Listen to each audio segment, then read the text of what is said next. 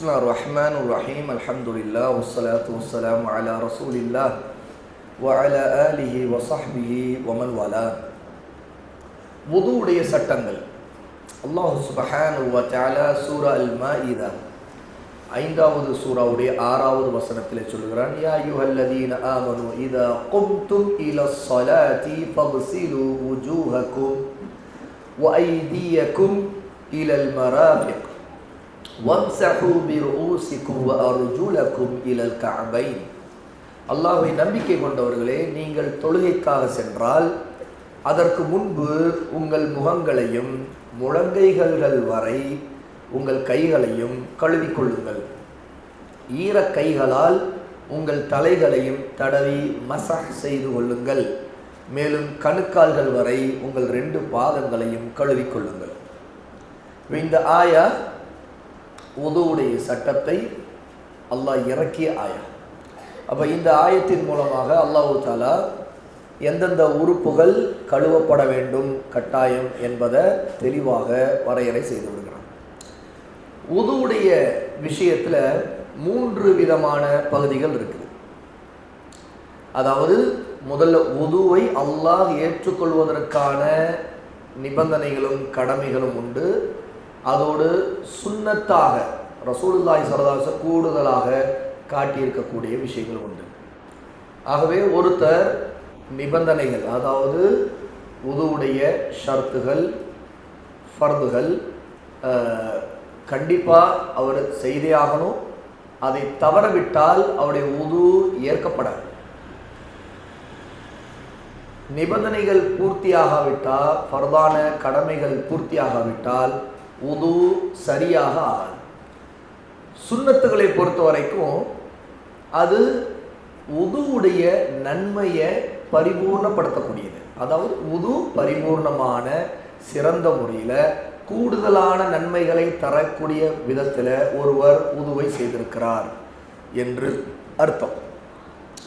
அந்த சுன்னத்துகளை ஏதாவது சிலரை ஒருவர் விட்டதுனால உதுவுக்கு பாதிப்பு இல்லை, ஆனால் நன்மைகள் பாதிக்கப்படும். முதலாவது விஷயம் உதுவுடைய நிபந்தனைகள். ஷுரூத், ஷர்த்துனா அதனுடைய பன்மை தான் ஷுரூத், கண்டிஷன்ஸ். அதில் மொத்தம் 8 நிபந்தனைகள் இருக்கின்றன. முதலாவது அல் இஸ்லாம். ஒருத்தர் முஸ்லீமாக இருந்தால் தான் அவருடைய உது அல்லாஹ்வோட ஏற்கப்படும். இந்த நிபந்தனை பூர்த்தியாகாமல் ஒருத்தர் உது செய்வதனால ஒரு காலம் ஏற்கப்படாது. இரண்டாவது இல்ம், அதாவது குறிப்பாக இந்த இடத்துல அறிவு. அறிவுங்கிறது எதை குறிக்குன்னு கேட்டால், ஒருத்தர் அந்த நன்மை தீமையை பிரித்தறியக்கூடிய, அதாவது அந்த உதுவை பற்றி சட்டத்தை பற்றி அறிவு. மூன்றாவது பகுத்தறியக்கூடிய அறிவு, நல்லது கெட்டது. அதாவது உது முறியும் முறியாது, இது உதுவுடைய இந்த முறை இப்படி செய்யப்படணும் அப்படிங்கிறத ஒருத்தர் அறிந்து செய்கிறது. அதாவது அவர் சுயநினைவோடு இருக்கிறது. சுயநினைவு இல்லாமல் ஒருத்தர் மயக்கத்தில் உது செய்தார், அவர் என்ன உது செய்தாரா இல்லைன்னு அவருக்கே தெரியாதுன்னா என்ன ஆகும்? சிலர் தூக்கத்தில் தொழுது முடிச்சிருப்பாங்க. அந்த அவங்களுக்கு தொழுது அவங்களுக்கே தெரியாது, தொழுது முடிச்சதும் தெரியாது, தொழுகை ஆரம்பிச்சதும் தெரியாது. அது தொழுகை ஏற்கப்படாது. அதே மாதிரி தான் உது. ஒருத்தர் தூக்கத்தில் உது செய்கிறார், ஆனால் எல்லாமே ஒரு தூக்கத்தில் செய்தார், ஏதோ மயக்கத்தில் ஏதோ ஒன்று நடந்துச்சு எனக்கு தெரியல அப்படிங்கிறதுனால அவருடைய உது கூடாது. நான்காவது நீயா. நீயா என்றால் எண்ணம், மனதிற்குள் தீர்மானம். அவர் நினைக்க வேண்டும், நான் உது செய்கிறேன் அப்படிங்கிற எண்ணத்தோடு செய்யணும்.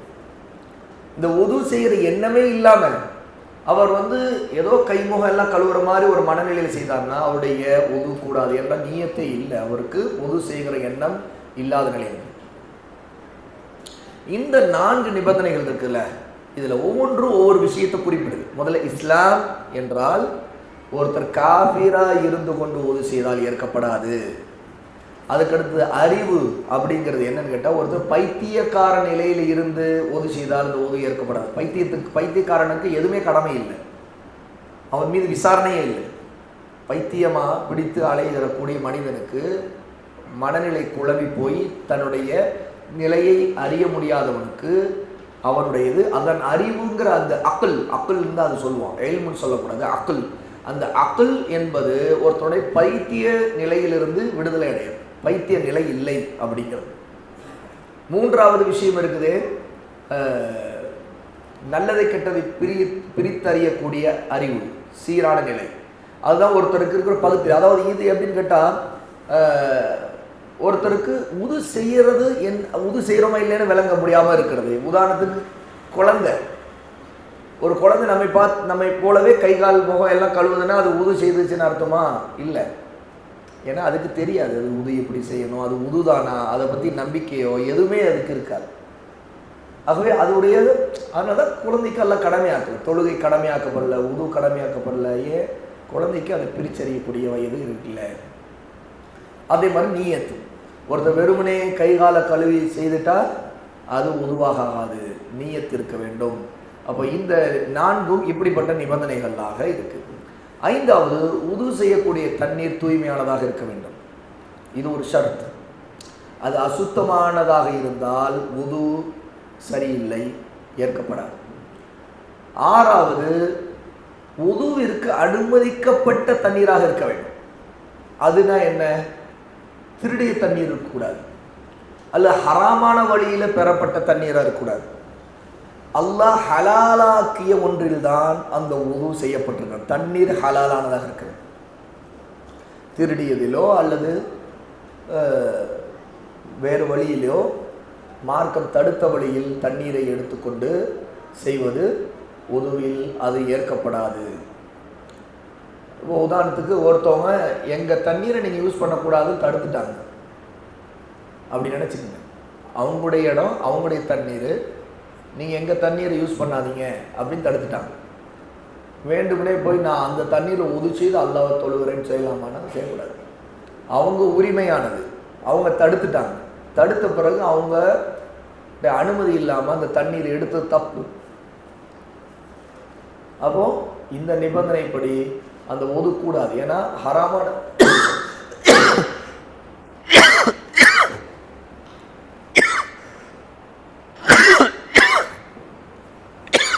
அந்த ஃப்ளாஸ்க் வச்சிருந்த பாருங்க,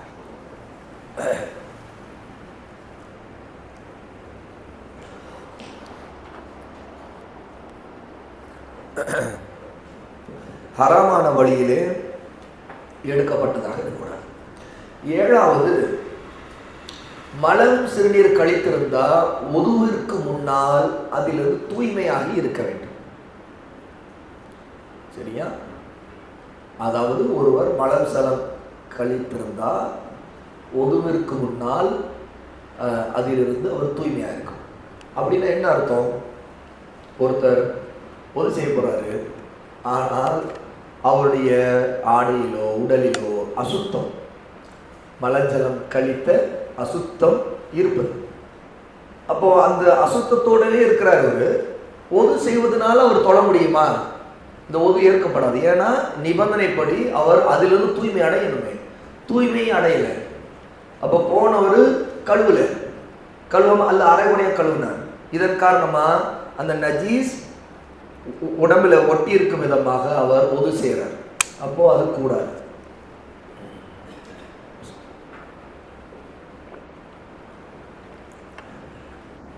எட்டாவது நிபந்தனை, உதுவுடைய உறுப்புகளில் தண்ணீர் முழுமையாக படாதபடி தடுக்கக்கூடிய விஷயங்கள். உதாரணத்துக்கு மணல் அல்லது ஏதோ மாவு அல்லது மெழுகு அல்லது அழுக்கு, நெயில் பாலிஷ், நகப்பூச்சு, இந்த மாதிரியான விஷயங்கள் ஒட்டி இருந்த நிலையில் செய்யக்கூடாது. அதை அகற்ற வேண்டும். அகற்றாமல் ஒது செய்துட்டு ஒது நிறைவேறி விட்டதுன்னு நினைக்க முடியாது. அவதான் நெயில் பாலிஷ் போடலாமா வேண்டாமா மார்க்கத்தை அனுமதிக்கப்பட்டதானா? பொதுவாக ஒரு பெண் அழகுக்காக நெயில் பாலிஷ் போடலான்னா மார்க்கத்தில் கூடும், அது அழகுக்காக போடுவது. ஆனால் கட்டாயம் தொழுகைக்காக அது முழுக்க சுரண்டப்பட்டு எடுக்கப்படும். ஏனென்றால் ஒதுவுடைய உறுப்புகளில் நகமும் உண்டு. அந்த நகத்தின் மீது ஒதுவின் தண்ணீர் படாதபடி தடுக்கக்கூடியதாக அந்த நெயில் பாலிஷ் இருக்கு. இதே மருதாணி பிரச்சனை இல்லை. மருதாணிங்கிறது உடம்போடு அது நிறமாக ஒட்டக்கூடியதை தவிர அது ஒரு லேயர் போல ஒரு அந்த தோலை அல்லது நகத்தின் மேல் பகுதியை அது முழுக்க மறைக்காது, தடுக்காது. அப்போது நெயில் பாலிஷ் போன்ற விஷயங்கள் அல்லது வேறு பொருள்கள் இருந்தால் அது நீக்கப்படும். இதில் சில விதிவிலக்கு இருக்குது. உதாரணத்துக்கு ஒருத்தருடைய உடம்புல அடிபட்டு அது கட்டு போட்டிருந்து, அந்த கட்டு ஒரு தேவை நிமித்தமாக ஒரு மருத்துவத்துக்காக போட்டிருக்கிறோம் அப்படின்னா அது ஏற்கப்படும். ஏன்னா அந்த இடத்துல தண்ணீர் படாமல் வைக்க வேண்டிய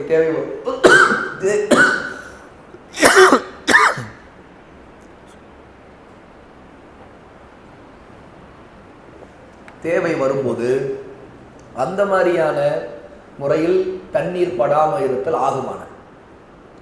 சரிங்களா? கை கட்டு போட்டிருக்குது, கால் உடைச்சி கால் கட்டு அல்லது ஏதாவது கொப்புளங்கள் வந்து அதுக்காக சீல் பிடித்தது, அது துடைச்சிட்டு அது திரும்ப தண்ணீர் படக்கூடாதுங்கிறதுக்காக கட்டி இருக்கிறது, இதெல்லாம் ஆகுமானது. அந்த மாதிரி நேரங்களில் அந்த இடத்துல தண்ணீர் படாமல் நம்ம விடலாம். அதை இப்படி துடைச்சிட்டா போதுமானது. அது மேலே எதுவுமே செய்ய வேண்டியது, அந்த கட்டு மேலே இப்படி கை வச்சுட்டா போதுமானது. நாம் வந்து கழுவ தேவையில்லை. அப்போ இந்த 8 நிபந்தனைகள் ஷுரூத், ஒது அல்லாஹ்விடம் சரியாக வேண்டும் என்றால் இந்த நிபந்தனைகள். முதலாவது இஸ்லாம், இரண்டாவது அக்குல், அறிவு இருக்க வேண்டும். சரிங்களா? பைத்தியமாக இருக்கக்கூடாது. மூன்றாவது நன்மை தீமை பிரிச்சறியக்கூடிய நிலை இருக்க வேண்டும். குழந்தை போன்றவங்களுடைய ஒது இல்லை. நான்காவது விஷயம் நீயத், இது இருக்க வேண்டும். ஐந்தாவது தண்ணீர் தூய்மையானதாக இருக்க வேண்டும், அசுத்தமாக இருக்கக்கூடாது. ஆறாவது தண்ணீர் ஹலாலானதாக இருக்க வேண்டும், ஹராமான வழியில் பெறப்படக்கூடாது. ஏழாவது மலஞ்சலம் கழித்த பிறகு அதிலிருந்து தூய்மை அடைய வேண்டும், அந்த அசுத்தம் உடலில் இருக்கும் நிலையில் ஒது செய்யக்கூடாது. எட்டாவது ஒதுவீடு உறுப்புகளில் தண்ணீர் படுவதற்கான தடையை நீக்க வேண்டும், தடை இருக்கும் விதத்தில் ஒது செய்யக்கூடாது, அதை சரி செய்யணும். அதற்கடுத்தது ஒதுவுடைய பர்லுகள், அதாவது கடமைகள்னு சொல்லுவாங்க, வாஜிபாத் அல்லது ஃபர்துகள். அது மொத்தம் 6 விஷயங்கள் இருக்கு. முதலாவது முகத்தை முழுமையாக கழுவுதல். இதில் வாயை கொப்பளித்து மூக்குக்கு தண்ணீர் சேர்த்தாடணும். முகத்தை முழுமையாக கழுவுதல் அப்படின்னு சொன்னால் அதில் வாய் கொப்பளிக்கிறது அடங்கும், மூக்கிற்கு நீர் செலுத்துவதும் அடங்கும். யார் முகத்தை கழுவி வாய் கொப்பளித்து மூக்கிற்கு தண்ணீர் செலுத்து அல்லது ரெண்டில் ஏதாவது ஒன்றை விட்டுவிட்டால் அவருடைய உது சரியில்லை. எப்படி? அவர் முகத்தை கழுவுறாரு, ஆனால் வாய் கொப்பளிக்கிறதோ மூக்கிற்கு தண்ணீர் செலுத்துதோ அல்லது ரெண்டுத்தில் ஏதாவது ஒன்றை விட்டு விடுகிறார் அப்படின்னா அவர் உது சரியாகாது. ஏன்னா வாயும் மூக்கு முகத்தோடு சேர்ந்தது தான். இதுதான் முதல் காரணம். இப்போ முதல் கடமை முகத்தை முழுமையாக கழுவுதல் அப்படிங்கிறதுல வாயும் மூக்கும் சேர்ந்தது தான். அப்போ வாய் கொப்பளிப்பதும் மூக்கிற்கு நீர் செலுத்தி சிந்துவதும் அதை சுத்தம் செய்வதும் முகத்தை கழுவுவதற்குள் அடங்கும். ஏன்னா முகத்தில் தான் அது ரெண்டுமே இருக்கு. இரண்டாவது, இது அல்லாஹு தஆலா குர்ஆன்ல ஃபவஸிலு வுஜூஹக்கும் என்று சொல்லியிருக்கிறார். இந்த முதல் வாஜிப், அதாவது கடமைகளில் முதலாவது உங்கள் முகங்களை கழுவுங்கள் அப்படிங்கிற கட்டளையிலிருந்து தான் உலமா கல்வியாளர்கள் இந்த சட்டத்தை எடுக்கிறாங்க. அதில் ரசூல் ஸல்லல்லாஹு அலைஹி வஸல்லம் ஹதீஸில் வரக்கூடிய ஒரு முறையெல்லாம் பார்த்தீங்கன்னா ரசூல் ஸல்லல்லாஹு அலைஹி வஸல்லம் வாய் கொப்பளிக்கிறது, மூக்கிற்கு நீர் செலுத்துவதை செய்ததை நம்ம பார்க்குறோம். இரண்டாவது கடமை 2 கைகளையும் முழங்கைகள் மூட்டுகள் வரை கழுவ வேண்டும். முழங்கைகளுடைய மூட்டுகள், இந்த மூட்டு இது நனையணும், முழங்கைகளுடைய மூட்டுகள் வரை கழுவ வேண்டும். வைதியக்கும் இலல் மராஃபிக், அல் மராஃபிக் என்று சொன்னால் இது வரைக்கும் முழங்கைகள் வரை கழுவ வேண்டும். நபி ஸல்லல்லாஹு அலைஹி வஸல்லம் கைகளை அவங்களுடைய முழங்கைகள் மூட்டுகள் வரை கழுவி இருக்கிறாங்க. சில முழங்கையை தாண்டி கூட சற்று மேலே வரைக்கும் கழுவி இருக்கிறாங்க. இது வரைக்கும் கூட ரசூல் ஸல்லல்லாஹு அலைஹி வஸல்லம் கழுவி. அதுதான் அபூ ஹுரைரா ரலியல்லாஹு அன்ஹு உடைய வழக்கமாக இருந்தது. அபூ ஹுரைரா எப்பவுமே ஒது செய்யும் போது தன்னுடைய கைகளை கழுவும் போது இதுவரைக்கும் மட்டும் கழுவ மாட்டாங்க, இதுவரைக்கும் கழுவாங்க. சில நேரத்தில் இதுவரைக்கும் கூட கழுவாங்க. குறிப்பாக இதுவரை கழுவுவதை அபூ ஹுரைரா வழக்கமாக வச்சுருந்தாங்க. அப்போ அவங்களிடம் ஏன்னு கேட்கப்பட்டுச்சு. அப்போ அவங்க சொன்னாங்க, ரசூல் ஸல்லல்லாஹு அலைஹி வஸல்லம் ஒதுவுடைய உறுப்புகள் நாளை மறுமையிலே வெண்மையாக பிரகாசிக்கும் ஒரு ஹதீஸ் கேள்விப்பட்டிருப்போம் இல்லையா? அந்த ஹதீஸ் அபூ ஹுரைரா அறிவிச்சுட்டு ரசூலுல்லாஹ் இதை சொல்லும்போது உங்கள் விரும்புகிறவர்கள் அந்த வெண்மையை அதிகப்படுத்தி கொள்ளுங்கள், என்ன அந்த வெண்மையை அதிகப்படுத்தி கொள்ளுங்கள் ரசூலுல்லாஹ் சொன்னாங்க அப்படின்னு சொல்லிட்டு அந்த வார்த்தையிலிருந்து ஒரு இஜ்திஹாத், அதாவது ஒரு ஆய்வு, அவங்க புரிதல் படி ஒரு ஆய்வு என்ன செய்கிறாங்க, அதிகப்படுத்தி கொள்ளுங்கன்னா அதாவது உறுப்புகளை கூடுதலாக கழுவுவது அப்படின்னு அவங்க விளங்கினாங்க. ரெண்டு அர்த்தம் இருக்குது. வெண்மையை அதிகப்படுத்திக் கொள்ளுங்கன்னா அதிகமாக ஒது செய்வது, இது ஒரு அர்த்தம். அதாவது ஒதுவை அதிகமாக செய்யறது. பல தடவை நம்ம ஒதுவோடவே இருக்கிறது, ஒது முறி முதல்ல உடனே திரும்ப ஒது செய்துக்கிறது. இந்த அர்த்தத்தை தான் அதிகமான சஹாபா அதை விளங்கினாங்க. அபூ ஹுரைரா ரலியல்லாஹு அன்ஹு இந்த ஹதீஸை இப்படி வழங்கினாங்க, அதிகப்படுத்தி கொள்ளுங்கன்னா உதுவுடைய உறுப்புகள் இப்போ முழங்கைகள் வரை இதுவரைக்கும் தான் கழுவுறதுன்னா இதுவரை கழுவுவது அதிகப்படுத்துவதில் வரும். அப்போ வெண்மை இதுவரைக்கும் எனக்கு இல்லை, நான் இதுவரைக்கும் அதிகப்படுத்துகிறேன், ஆகவே நான் இப்படி வழங்கிட்டேன்னு சொல்லி அப்படி தான் வழங்கினாங்க அபூ ஹுரைரா. அந்த அடிப்படையில் சில சஹாபாக்கள் ரசூலுல்லாஹ் கூடுதலாக கழுவி இருக்கிறாங்கன்ட்டும் ஹதீஸ்களில் வந்திருக்கு, அல்லாஹு ஆலம். ஆகவே குறிப்பாக முழங்கைகள் இதுவரை கழுவப்படணும். மூன்றாவது, தலையை முழுவதுமாக மசாஜ் செய்வது. இதில் 2 காதுகளும் அடங்கும். தலைன்னு சொன்னால் இந்த தலை பகுதி மட்டும் இல்லை, காதுகளும் சேர்ந்து தான் தலை. அல்லாஹ்வுடைய நபி ஸல்லல்லாஹு அலைஹி வஸல்லம் சொல்கிறாங்க, அல் உத்னானி மினர் ரஸ், 2 காதுகளும் தலையை சேர்ந்ததாகவும் ஹதீஸ் இருக்குது. இப்னு மாஜால 444வது ஹதீஸ். தலையின் சில பகுதியில் மட்டும் மசாஜ் செய்வது போதுமானதல்ல, முழுமையாக. சிலர் மசாஜ் செய்வாங்க, இந்த இப்படி இப்படி இப்படி இப்படி இது பண்ணுங்க, இப்படி இப்படி என்னமோ ஏதோ டை தடவுற மாதிரி, என்னமோ க்ரீம் தடவுற மாதிரி, இப்படி இது இப்படி இப்படி. சிலர் ரொம்ப அதாவது அவங்க அவங்களுடைய ஹேர் ஸ்டைல் அல்லது மற்ற என்ன இருக்குதோ அது எதுவுமே டிஸ்டர்ப் ஆகும் இப்படின்னு சொல்லி அவருடைய காலுக்கு. இது தவறு, அது மசஹில் வராது. ஒரு வாஜிபான கடமையை தவறாக செய்கிறாங்க. அப்போ தலையின் சில பகுதியில் மட்டும் இல்லை, முழுமையாக தட வேண்டும். அதில் 2 நிலை ஹதீஸில் வந்துருக்குது. ஒரு பக்கம் இங்கேருந்து ஆரம்பித்து பின்னாடி கைகளை கொண்டு போய் நேராக காதுகள் கொண்டு போகிறோம். காதுகளுடைய நம்முடைய சுட்டு விரல், இஷாரா செய்யக்கூடிய விரல், இந்த விரலை உள்ளே விட்டுட்டு கட்டை விரலை கொண்டு இப்படி தடவுவது. அப்போ கால்களை சுட்டு விரலை கொண்டு தடவிட்டு கட்டை விரலை கொண்டு இப்படி தடவும். அப்போ இதுவும் மசஹ், இதுதான் காதுக்கு செய்யும். அப்போ இது ஒரு தடவை பின்னாடி கொண்டு போயிட்டு நேரடியாக காதுக்கு போடும். இன்னொரு தடவை பின்னாடி கொண்டு போனதை திரும்ப முன்னாடி கொண்டு வந்துட்டு திரும்ப அப்புறம் நேராக காதுக்கு போடும். 2மே ஹதீஸ்களில் வந்திருக்கிற ஆதாரங்கள் தான். நான் சில விஷயங்கள் உங்களுக்கு சுருக்கமாக சொல்லிட்டு போகிறேன். ஏன்னு கேட்டால் விரிவாக போனால் நிச்சயமாக நம்ம ஃபிக்கு பாடங்கள் தினமும் கூட படிக்கலாம், அவ்வளோ விஷயங்கள் இருக்குது. ஆகவே சுருக்கமாகத்தான் நான் குறிப்பிடுறேன். 4வது, கரண்டை கால் வரை கழுவுதல். அல்லாஹ் தஆலா நம்ம ஏற்கனவே பார்த்த ஆயா சூரத்துல் மாஇதா, அதில் சொல்லக்கூடிய 2 கால்களையும் கரண்டை கால் வரை கழுவு. அந்த கரண்டை கால்னா கணுக்கால். அப்போது அந்த கணுக்கால் வரைக்கும் கழுவப்பட வேண்டும். 5வது, வாஜிபாத்தில் 1 வரிசையாக செய்ய வேண்டும். எப்படி அந்த வரிசைக்கரமோ சுண்ணாவில் காட்டவோ அதுதான் இருக்கும்.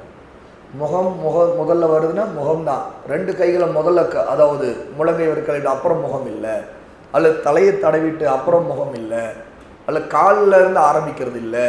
அந்த வரிசை அல்லாஹ் சொல்லிய விதத்தில் அமைய வேண்டும். ரசூல் ஸல்லல்லாஹு அலைஹி வஸல்லம் இப்படித்தான் செய்தாங்க. மேலும் சொன்னாங்க, ஹாதா உதுஉ லா யக்பலுல்லாஹு ஸலாத இல்லா பிஹி, இதுதான் உது, இது இல்லாமல் அல்லாஹ் தொழுகை ஏற்றுக்கொள்ள மாட்டான்னு சொன்னாங்க. இந்த உதுவுடைய முறையை செய்து காட்டிட்டு ரசூலுல்லாஹ் இப்படி சொன்னாங்க. இப்னு உமர் ரலியல்லாஹு அன்ஹு ஹதீஸ் சுனனுல் குப்ரால 384 அதுதான் இப்படித்தான் உது செய்யணும்னு ரசூலுல்லாஹ் செய்தே காட்டிட்டு சொன்னாங்க. 6வது, மேலே நம்ம இதுவரைக்கும் பார்த்த உறுப்புகளை தொடர்ச்சியாக கழுவணும். உறுப்புகளை கழுவு இடைவெளி இருக்கக்கூடாது. உதாரணத்துக்கு பேசிக்கிட்டு ஒது செய்கிறது, குளிச்சுட்டு முகத்தில் தண்ணீர் போட்டுட்டு ஏப்பா அது என்னமாச்சு அப்படின்னு கேட்குறது பக்கத்தில் இருக்கிறட்ட.